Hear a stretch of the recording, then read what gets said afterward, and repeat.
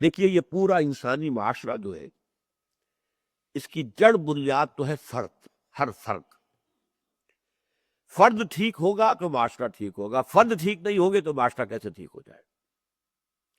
ہاں یہ ہو سکتا ہے کہ 100% فرد کبھی صحیح نہیں ہوتے، لیکن غالب اکثریت صحیح لوگوں کی ہو، پھر کوئی شریر ہے، بدمعاش ہے، مجرم ہے، تو ٹھیک ہے، وہ نبٹتے رہتے ہیں ان کے ساتھ۔ لیکن اگر غالب اکثریت جو ہے وہ برے لوگوں کی ہو تو اس معاشرے میں خیر کہاں سے آ جائے؟ تو پہلا کام تو ہے فرد کو بنانا، اس کی تعمیر سیرہ۔ ہم نے جو مقامات اب تک پڑھے ہیں مطالعہ قرآن حکیم کے اس منتخب نصاب کے تیسرے حصے میں، وہ انفرادی شخصیت کے اعتبار سے سورہ مومنون کی ابتدائی آیا، سورہ معارج کی ہم مضمون آیا، پھر یہ سورہ فرقان کا آخری رکوع۔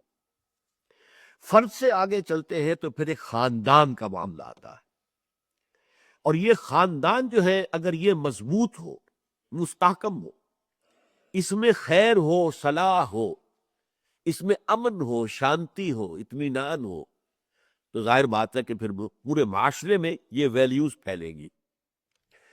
اس لیے کہ باقی معاشرہ جو ہے وہ در حقیقت خاندانوں سے مل کر بنا ہے۔ اب ہمارا ملک ہے، اگر اس میں 14 کروڑ کی آبادی ہے، تو اگر ہر خاندان میں آپ آن دی ایوریج 7 آدمی شمار کریں تو گویا کہ 2 کروڑ خاندانوں پر مشتمل ہے پاکستان کا معاشرہ۔ تو اگر اصلاح کا عمل چلے گا تو فرد کے بعد خاندان کے ادارے کو مستحکم کیا جائے۔ یہی وجہ ہے، دیکھیے قرآن مجید میں سیاسی نظام کے بارے میں بہت کم مباحث آئے ہیں، بہت کم آئے ہیں۔ اقتصادی نظام کے بارے میں کچھ احکام آئے ہیں اور کچھ اس کے اصول رہنما دے دیے گئے۔